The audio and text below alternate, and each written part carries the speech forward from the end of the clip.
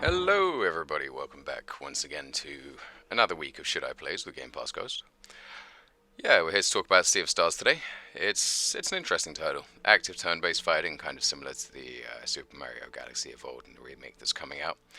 But I think more key to the thing, it's wrapped in a heartwarmingly sweet package that reminds us that life and those struggling around us and alongside us and with us is intrinsically beautiful, even in the hard times.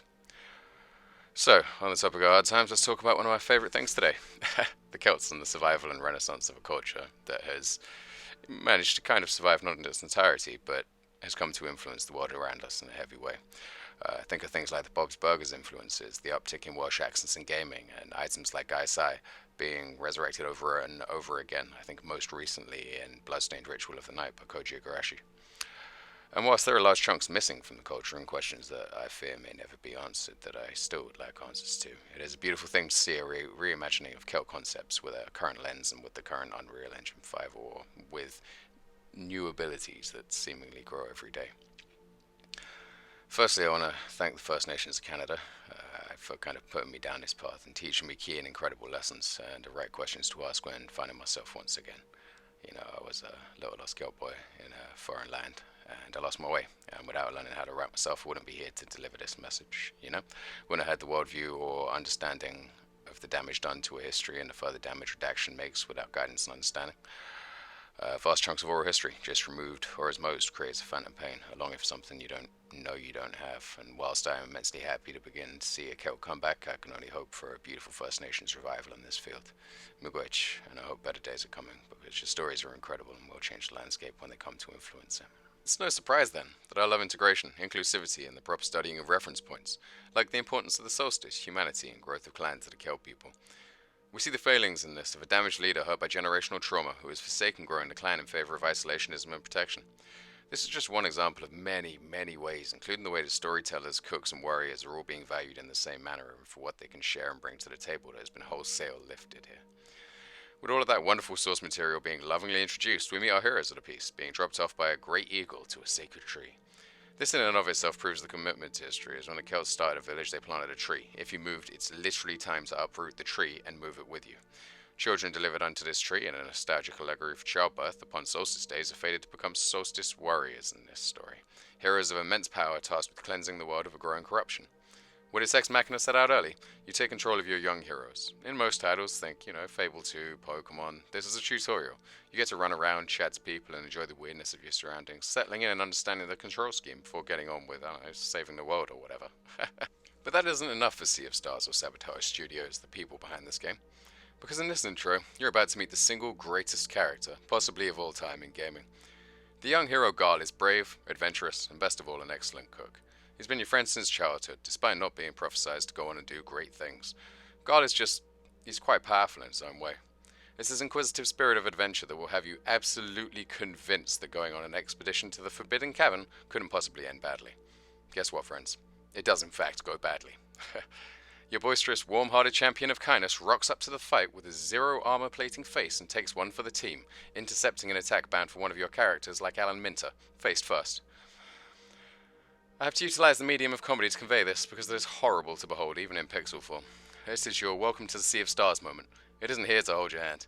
People may die, and you have to rapidly come to grips with the fact that unlike Final Fantasy, where your crew of eco-warriors turn out to be an unkillable Shinra beast, a guy with a minigun for an arm, and a supernaturally gifted healer, you two are the last Solstice warriors. You can't go throwing your friends in the way in order to take your hits or they will get hurt, just like in real life.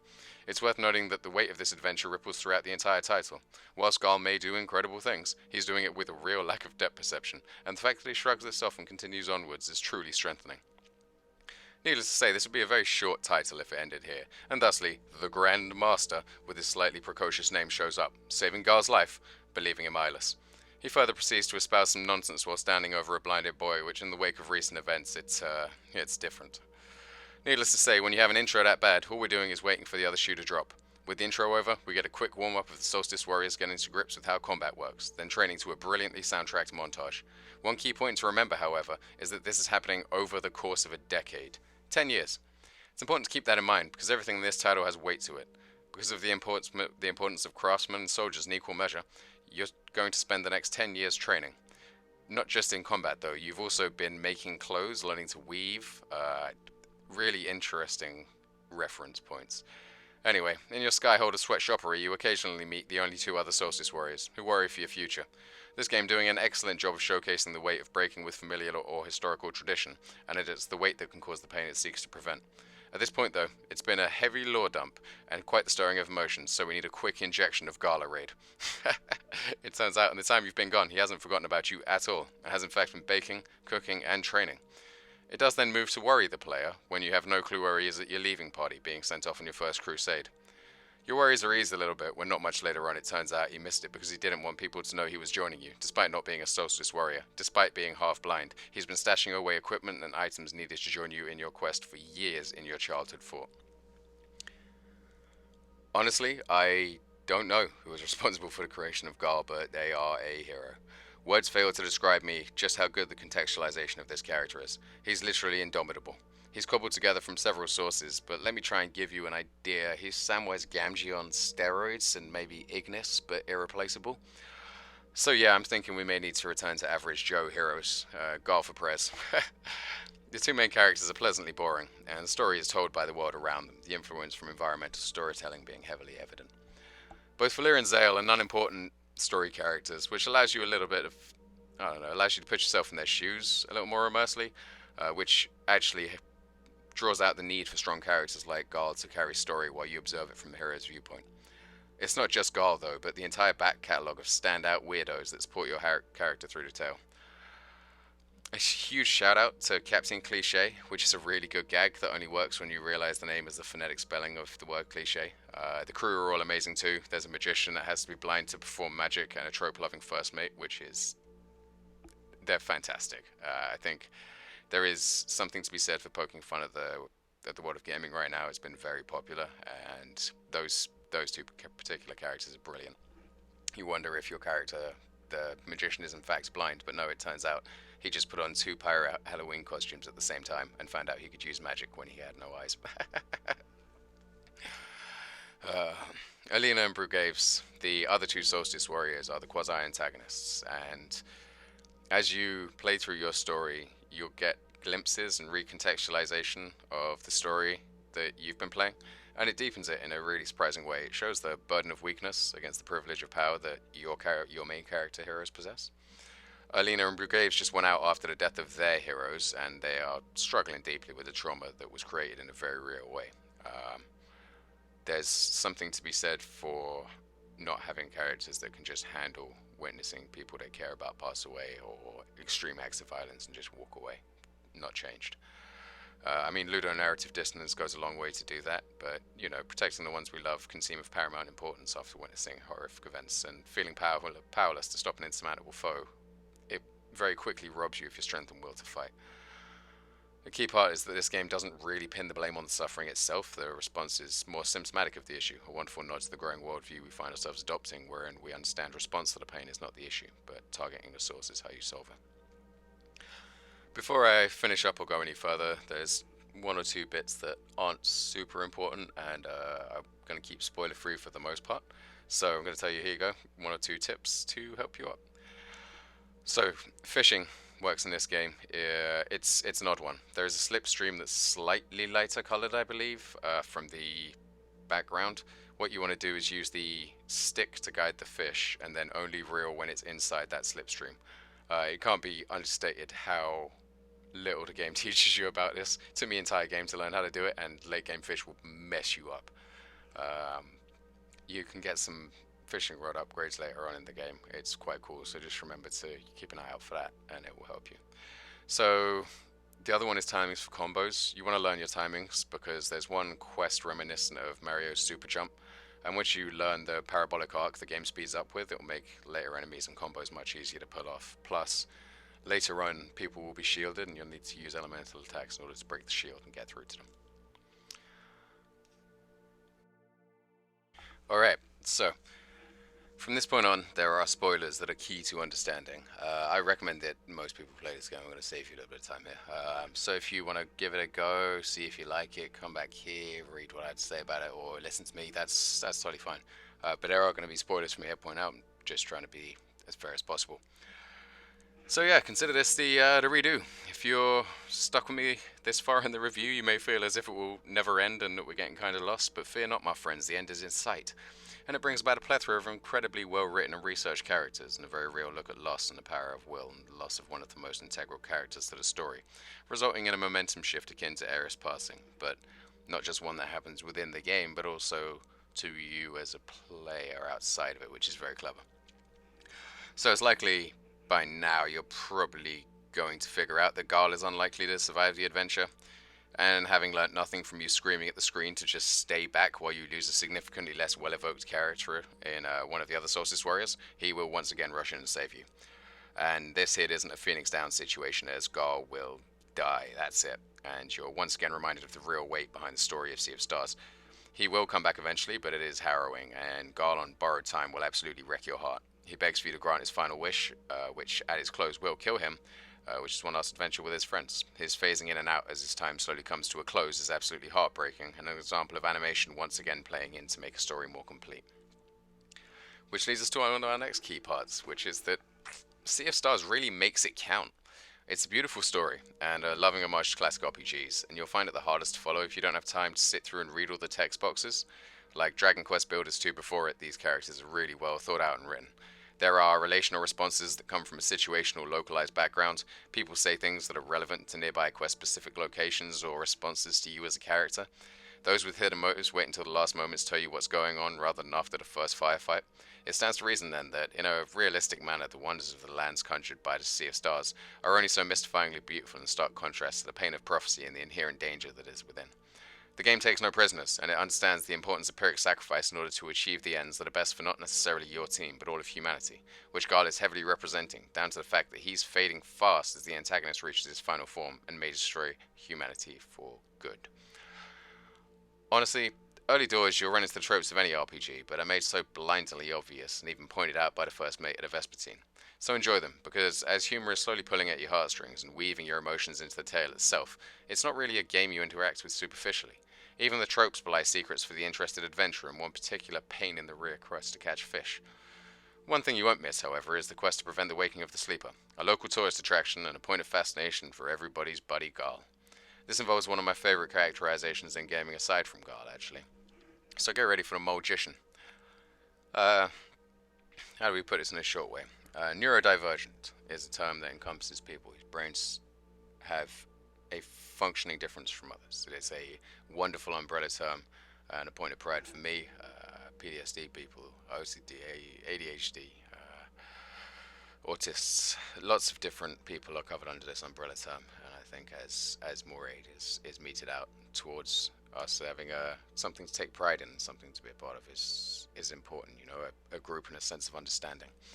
Anyway, so we've seen a couple of neurodivergent characterizations, Benoit Blanc and the other detective, but Malcolm the Magician. I was trying to find the eloquent way of putting it, but no, I believe he is actually Malcolm the Magician. He's neurodivergent. So I don't do this often, but we're seeing a huge change in swingback, similar to the Celt one as well for neurodivergent community, and I am really proud of it. I'm not going to overanalyze the situation, but he states the obvious, and in an adorable throwaway moment, he can't sit still while being dressed for the dinner party. His being drastically misunderstood and functioning in a way that is so different from his counterparts makes for a refreshing breath of fresh air to the misunderstood trope. Whoever wrote for Malcolm should be incredibly proud of themselves, because it has put them up there with creators of other wonderful neurodivergent characters, and has broached a great point of pride, at least for me. It's interesting then, because the initial introduction to my hero is an antagonistic counterpart to Garl, who undergoes a massive moment of growth when he realizes his rage is damaging and formed from a place of misunderstanding towards Malcolm. He then becomes a source and peace of safety, a source of peace and safety for the small creature in a genuinely heartwarming moment. Malcolm, the misunderstood magician child, makes his triumphant return late in the game in the 11th hour, and faced with the sobering reality of his friend Garl dying for real when his salamander pet was merely wounded in his boss fight when he was playing to be in the villain. He finds the strength and spirit necessary to make an attempt at saving the world despite not believing in himself. And yeah, wow, these characters are really, really well done. I think the motivation being to help somebody who saw past things and helped him is just immensely well thought out and brought to bear. So yeah, everything you do then, after that one shining example, it seems to be filled with a sense of importance that is matched in the story climax. You know, every character, much like in Mass Effect, plays their part. And they play their part to perfection. Malcolm returns at the exact moment he's needed when you're sort of questioning, oh no, I'm stuck here, what can I actually do? And you're even lost, I think, because it's been so long since he's been a part of the story, so you're figuring out, oh, where is this next 3 hours of game going to take me, when he shows up out of nowhere with an emotional coup de grace worthy of a significantly larger title. Garl himself chooses to break bread with the Sleeper, who is in fact a giant snake, like something out of Sekiro, and rather than continue to pacify it into a coma, he decides to break bread with it, and as a result, later on in the game, his summon revolves around waking the Sleeper, which is truly brilliant.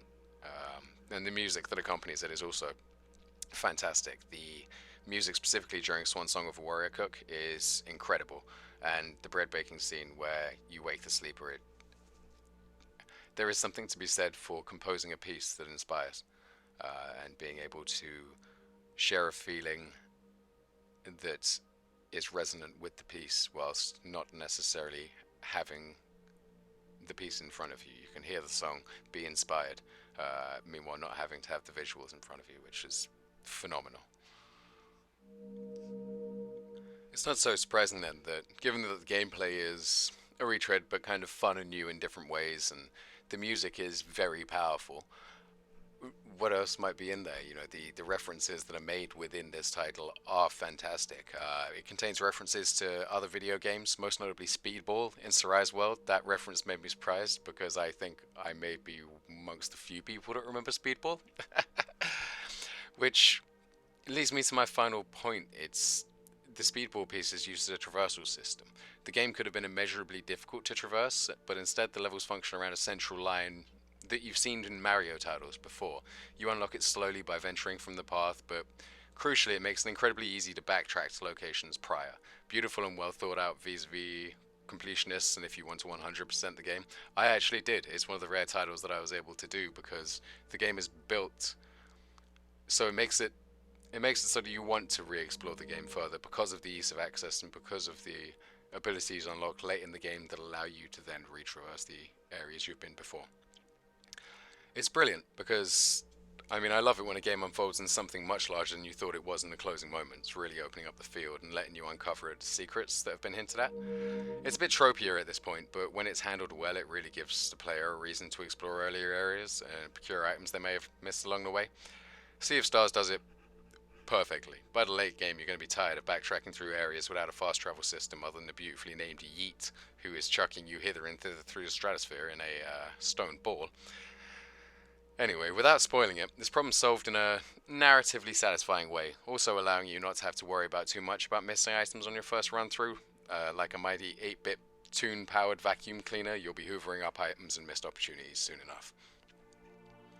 Keep an eye out and try and spot how many you see before they're revealed late in the game, but don't let it distract you too much from the game at large, because I mean, a lot of the things in this title are for teasing the mind as to possible outcomes, and then unfurling like a flower waiting for just the right moment in season or time of day. To close out and round out a list of references made fun in this title, the Solstice Shrines are self-contained brilliance, and they continue the theme of poking fun at gaming. One has a classic Mario 2 reference, which is one of my favourite titles of all time. It got me into gaming, the game that was supposed to be Doki Doki Panic. Yeah, it's quite amazing. I could go on clearly for a significantly longer period of time about what makes Sea of Stars brilliant, but it unequivocally proves above all else the thing that separates good games from better ones is a really massive injection of heart and humanity. The underlying appeal of a game that doesn't take itself too seriously and voices that through its characters without chagrin is unmistakable, and this will go up on the shelf with Dragon Quest Builders as a real surprise love that I didn't expect to get this invested in. I 100%ed the game. It's weird, I don't usually do that, but it's because it's built for it and actually so worth it. There's no spoilers for the last one because there is an ending that is actually worth finding for yourself. Alright, here's the TLDR, everybody, you know, my Reddit folks. Play it. I don't care if you're new to gaming, I don't care if you've been here since Pong, jumped on board with Tetris, or started yesterday. This game will teach you about gaming vicariously and is an excellent jumping off point for RPGs. It will set, I think, a base standard for people to go on and play games and say, I did like this because it was above the quality of this, or I didn't gel with this because it was kind of underneath the quality of this. It has the active part, it has the turn-based piece, but you can actually amplify the damage, so there's active things for you to do while turn-based combat is going on. And yeah, the depths of humanity in this game proves that writing is the frontier that may have been missing. Humanity and heart, the inspiration behind that writing.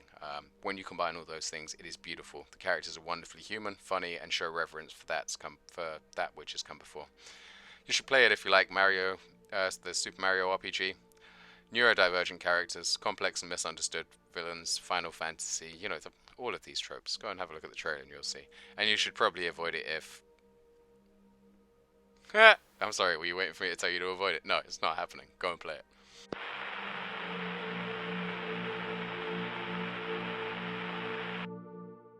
So yeah, thanks as always, guys, for sticking with me. It's been a bit of a long one today, but I really do recommend you get out and play this if you get an opportunity to. Thank you, as always, for sticking with me. Like and subscribe would be appreciated.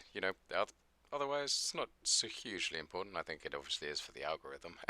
But I'd prefer, drop a comment. Let me know what you liked about Sea of Stars, whether or not you thought it was any good, whether you got to the end of it. Yeah, let me know.